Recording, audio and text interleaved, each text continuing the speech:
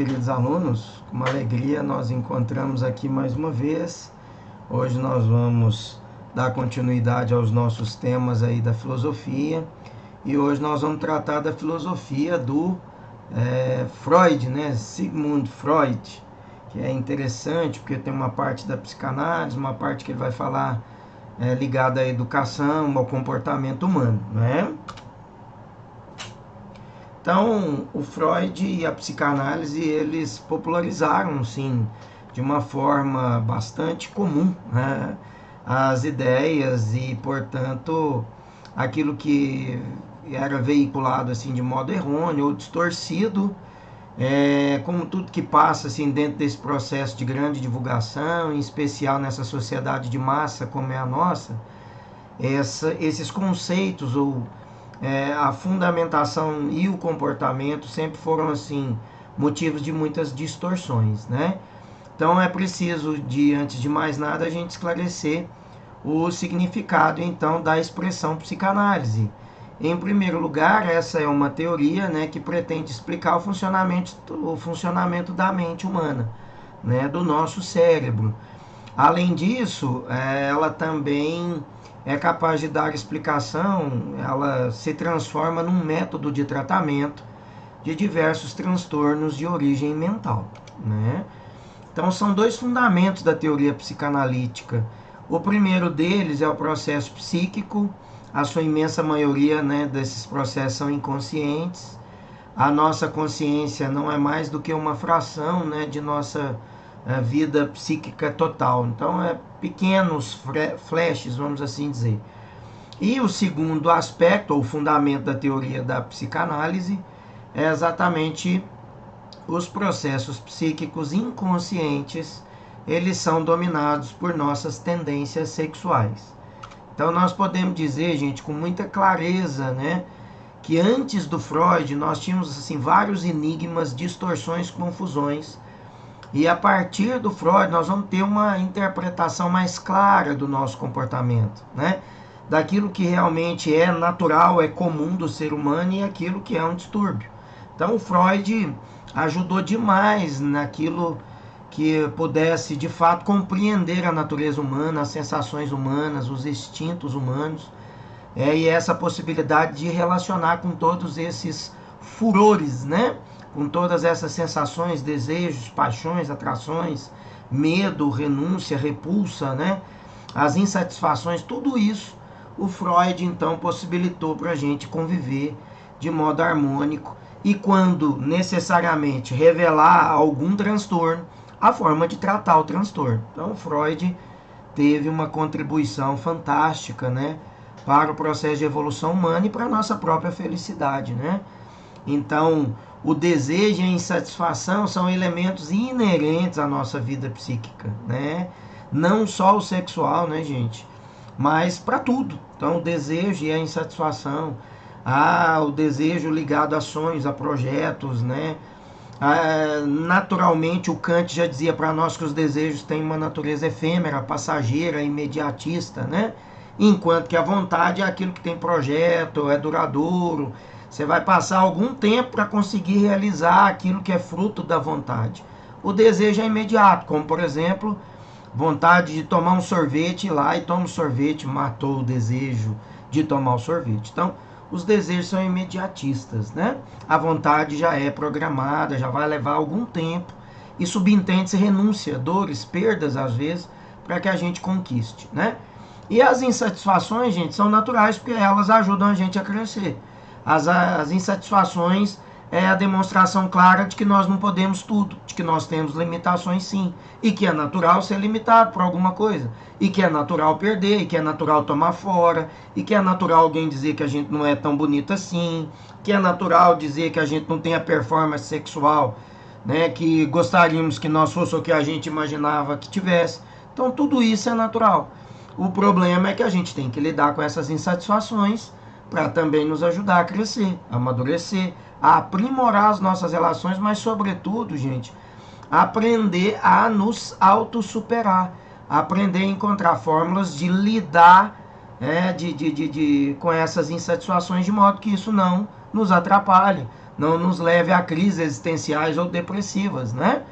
Então, todos os nossos comportamentos resultam aí de uma forte de uma fonte energética, né, inesgotável, segundo Freud, e cuja manifestação assume múltiplas formas, né, variadas também.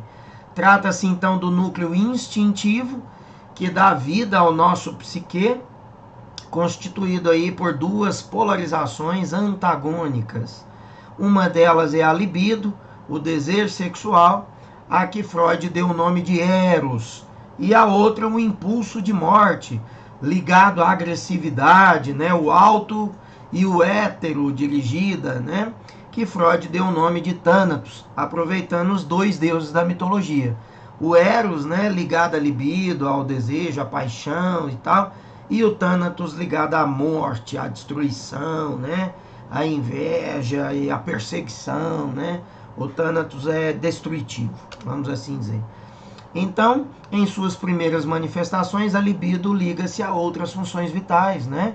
No bebê que mama, o ato de sugar o seio materno para mamar provoca o prazer, além de obter o alimento, provoca o prazer também, que ele, de certa forma, realiza a mãe, que é prazeroso para a mãe que amamenta, mas é muito prazeroso para o bebê, porque ele se sente acolhido, ele se sente cuidado, protegido, tratado. Por isso que os bebês têm tanto uma necessidade, às vezes, aí da chupeta, né? Mama a chupeta, dá a chupeta pro neném e o neném, então, acalma, consegue dormir e tal. Muitas pessoas ainda fazem o uso da chupeta, apesar de muitas não serem recomendadas, né, pela ortodontia, mas muitas crianças gostam, são fascinados pela chupeta, exatamente por conta da noção de prazer, né, dessa noção que traz para nós esse prazer através da boca, né? O Freud afirma que a boca então é uma zona erógena e considera que o prazer provocado pelo ato de sugar, ele é sexual, né? Portanto, repare bem, gente, a libido pode nada ter em comum com as áreas genitais, né? Por quê? Porque a gente encontra a libido então no ato de sugar o seio materno, né? Então, a psicanálise compreende as grandes manifestações da psique como um conflito entre essas tendências sexuais ou a libido e as fórmulas morais e limitações impostas aos indivíduos, né? Então, a gente tem que canalizar e equilibrar essas duas potencialidades.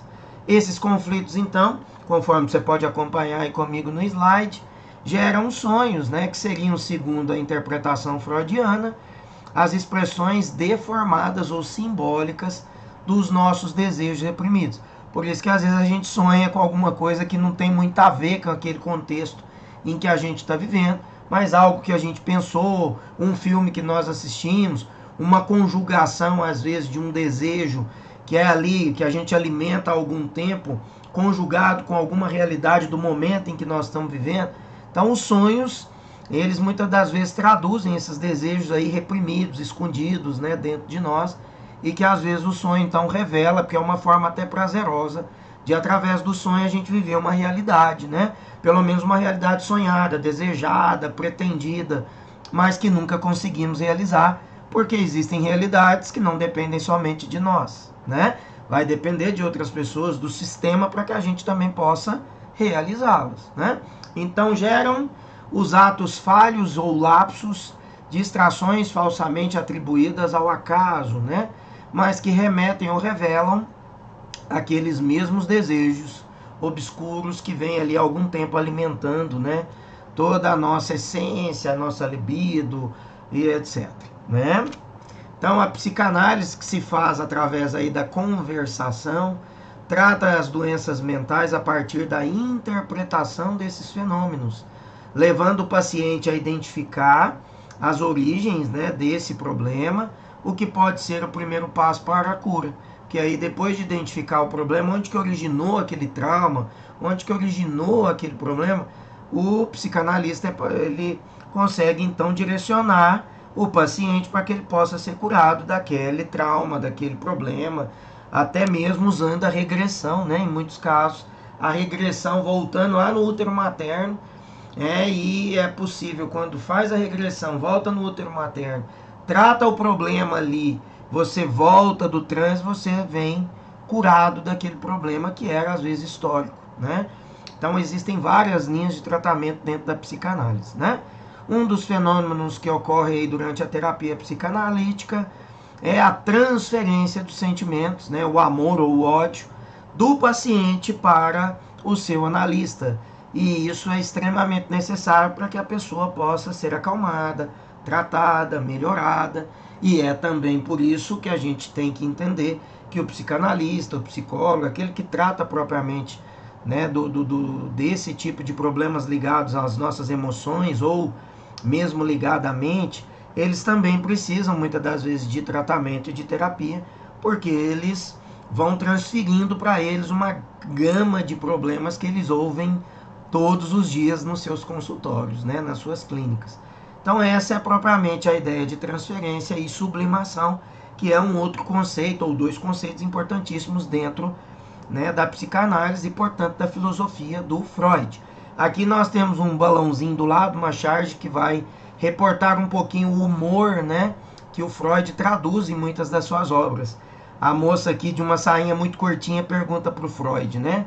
E diante desses fatos, qual a posição que o senhor acha que eu devo assumir, doutor Freud? E ele lá de um modo bem irônico fala, assim, de pernas cruzadas está ótima, né? Quer dizer, ela está com uma saia muito curtinha, né?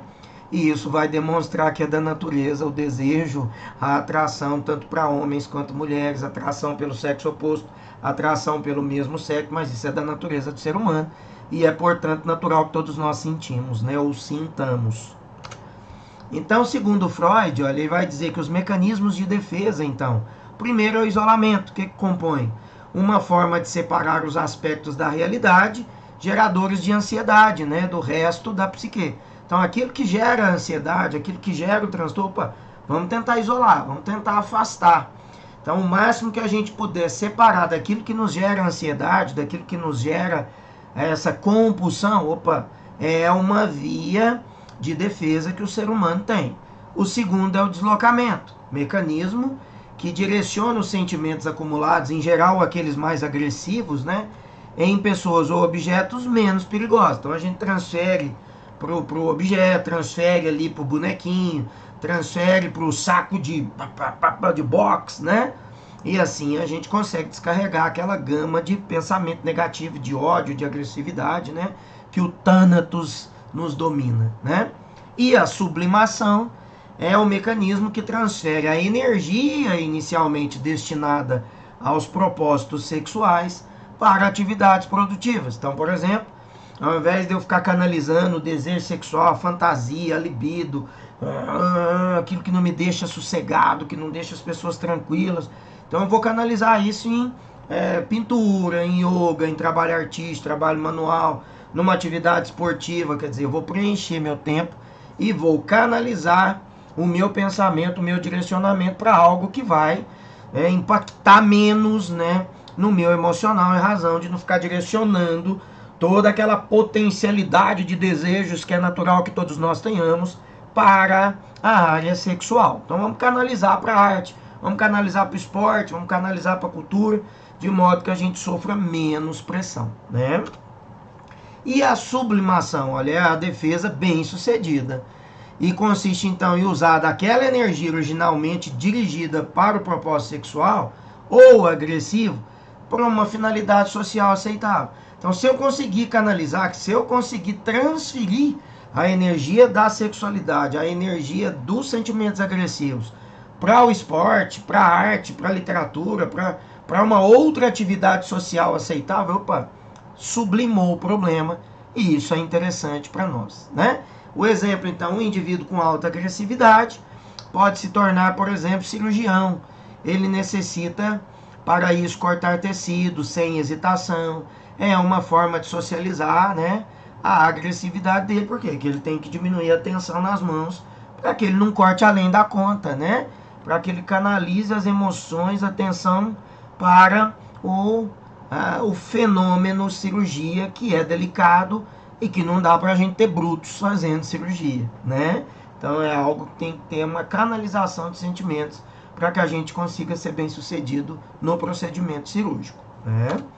E aí, o superego, o ego e o ID, né? Em 1923, o Freud então escreve o livro, expôs a divisão da mente humana em 3 partes. Primeiro é o ego, segundo o superego, terceiro é o ID.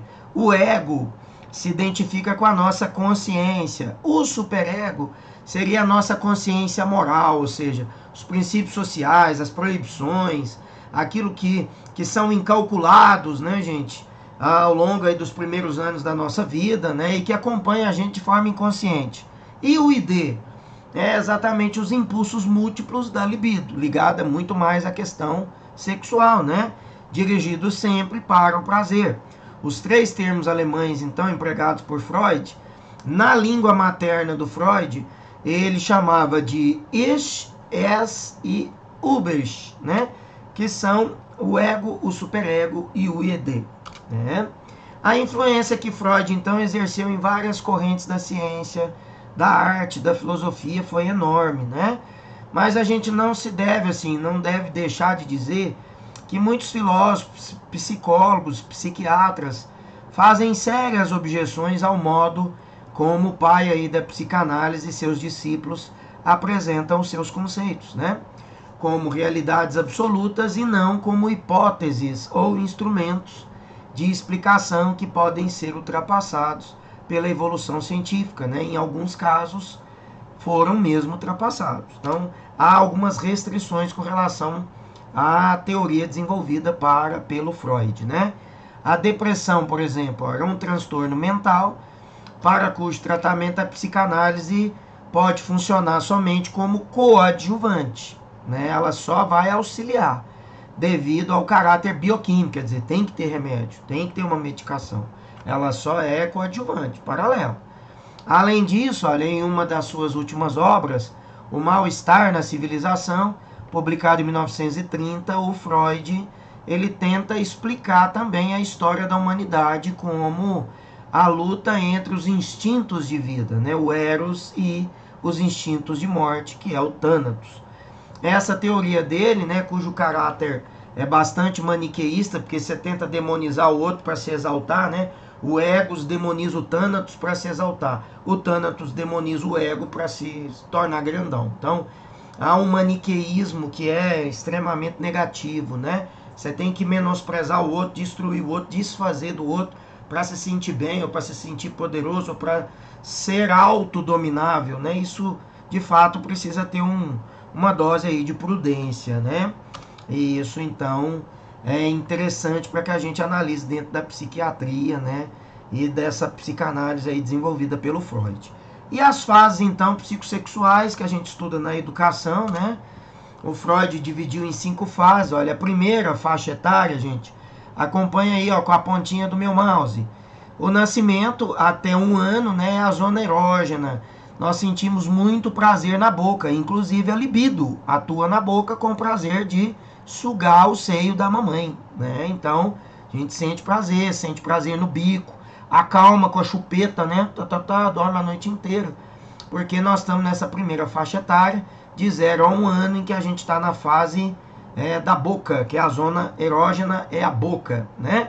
A segunda etapa vai de 1 a 3 anos, e a zona erógena é o intestino, é o controle da bexiga. Então, a gente para de fazer o xixi na fralda e a gente para de fazer cocô na fralda.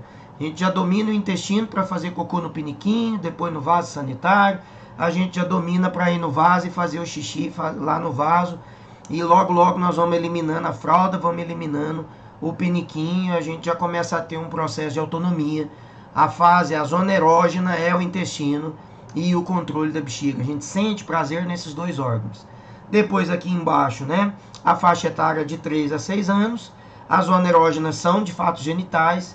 É quando a criança começa, né, a descobrir o corpo, a entender o corpo, a entender, né, o que funciona.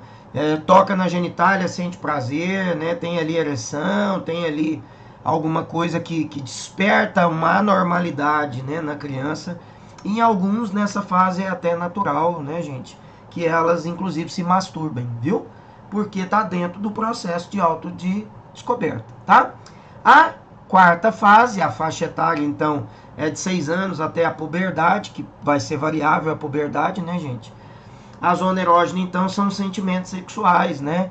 Eles estão inativos e aí passa para atividade, começa propriamente a intenção aí de um namoro, a atração pelo sexo oposto ou o mesmo sexo. Então já começa a desenvolver sentimentos conjugados com a questão da atração sexual. E a quinta e última fase, a faixa etária, né, é a puberdade até a morte, a zona erógena é o amadurecimento desses interesses sexuais e a canalização das nossas genitálias, potencialmente para o prazer e não para a violência, potencialmente para o equilíbrio e não para o distúrbio, e não para o exagero. Né? A gente pode ter a relação sexual, mas não precisa ter 30, não precisa ter com 5 pessoas, né? Na mesma noite às vezes. Né? Então, quer dizer, com medidas, equilibrada, de modo que aquilo seja prazeroso, grandioso e de modo a gente encontrar a nossa felicidade, né? Não precisa ser exacerbado, porque isso vai levar a gente a algum tipo de distúrbio também. Se não for um distúrbio emocional, um psíquico, pode ser até um distúrbio físico, hormonal, né? Pelo desgaste e o excesso ali de hormônios, né? Então isso tudo tem que ser observado, mas são essas 5 fases, né? Traduzidas pelo Freud. Essas fases caem muito nas provas, sobretudo, né, gente? Do ENAD, depois que a gente conclui o curso superior, cai aí em algumas fases, né, segunda fase de questões ligadas de áreas, de cursos ligados à área da saúde, sobretudo medicina e psicologia, né? Então cai também essas provas. E para a área da pedagogia, né? A gente estuda isso em pedagogia também. Então a importância do Freud, olha, para a ciência é inquestionável, eu já disse, né? 3 pontos principais. Primeiro, por ele explicar o fator sexual, né? Até o Freud, gente, era uma área completamente de ignorância, a ciência não dominava e havia muitos tabus que as pessoas não gostavam de falar muito sobre esse assunto, né? A segunda fase é a psicologia, então possibilitou o avanço dessa ciência. Hoje ela é extremamente útil, hoje ela tem cuidado de muitas pessoas, ela tem um papel preponderante. E acredito eu que quase todos nós deveríamos ter, né, um psicólogo, uma psicóloga de referência para que a gente pudesse falar de vez em quando da nossa vida. E a terceira é a psiquiatria, que já é propriamente a especialidade média para tratar o distúrbio, para tratar o descontrole, né, para tratar as mentes que desenvolvam aí, né, psicopatologias, né, doenças mentais, certo? Então a psicologia não se limita a tratar só distúrbios, mas tentar explicar também os processos psíquicos do ser humano, né? O tratamento psicanalítico, né, de diversos transtornos mentais continua a se revelar eficaz, ajuda grande quantidade das pessoas e dos indivíduos. Como eu já disse ali atrás, né, gente, a psicanálise pode ser assim coadjuvante no tratamento de algumas doenças, né? Em algumas, inclusive, conjugadas com o uso do bioquímico, do medicamento.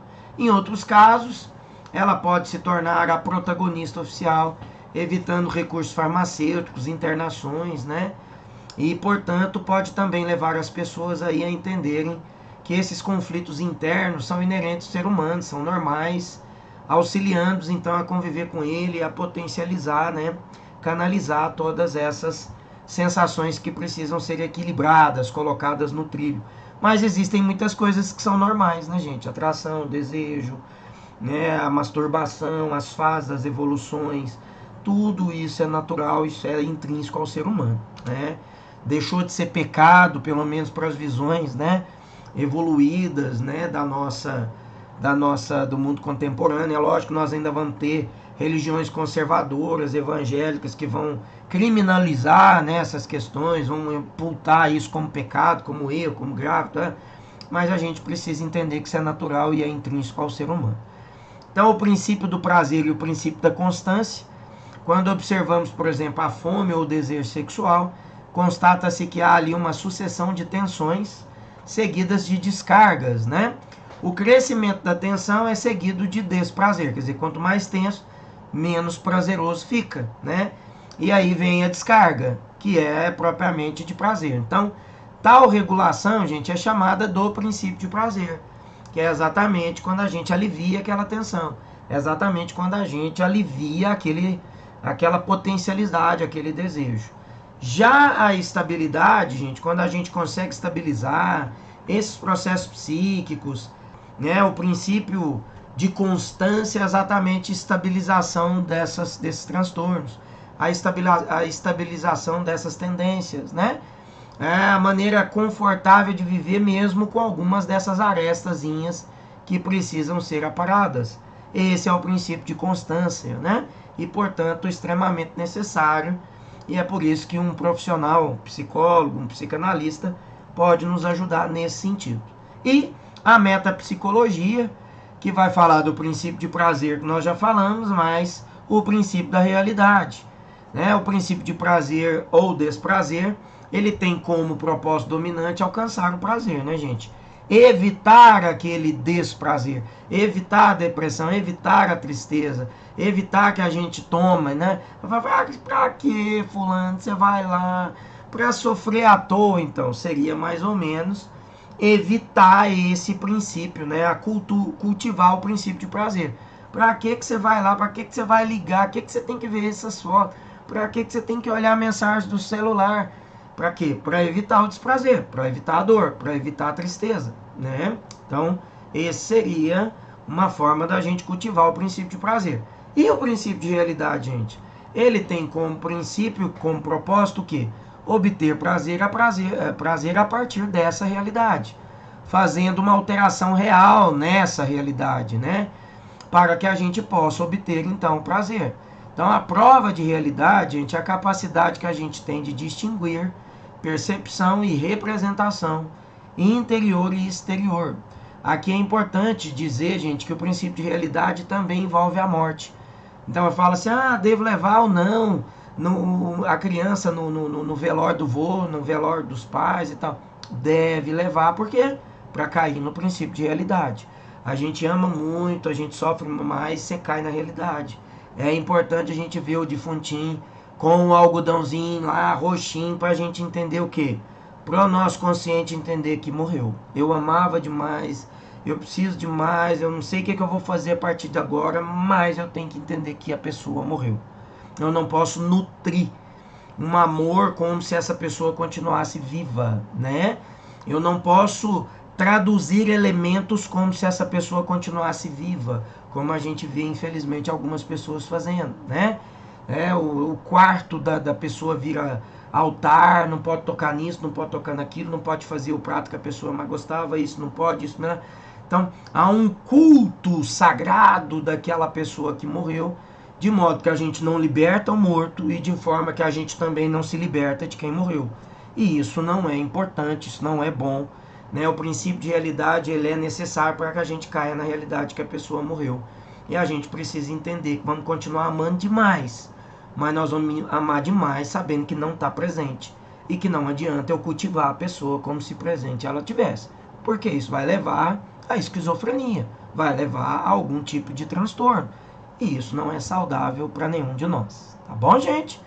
Nós terminamos então a nossa aula do Freud, uma aula legal, eu particularmente gosto, sou fã do Freud, tem muitos temas interessantes dele que eu gostaria de acrescentar, mas é uma aula mais específica, né? Não é propriamente essa aula para nós. O que cai nos vestibulares está muito bem trabalhado nessa aula. Você tem condições de fazer uma excelente prova a partir dessa aula do Freud, tá? Um beijo grande, tudo de bom. Eu vejo vocês na próxima aula.